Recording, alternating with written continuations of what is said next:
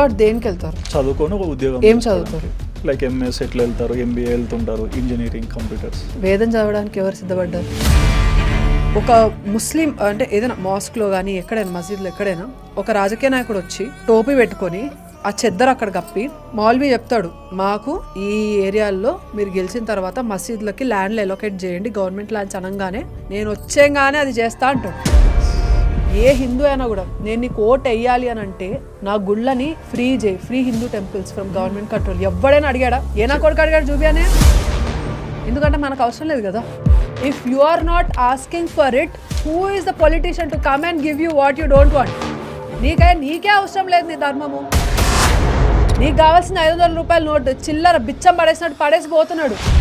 నువ్వు పోయి అయ్యో నా కష్టాలు తీరలేదు, నేను ఇల్లు కట్టుకోలేకపోతున్నాను, లేకపోతే ఇది దేవుడా అని హుండీలో డబ్బులు వేసి ఆ డబ్బులు కూడా తీసుకొని పోయి ఫండింగ్ ఇస్తున్నాడు పక్క రిలీజియస్కి.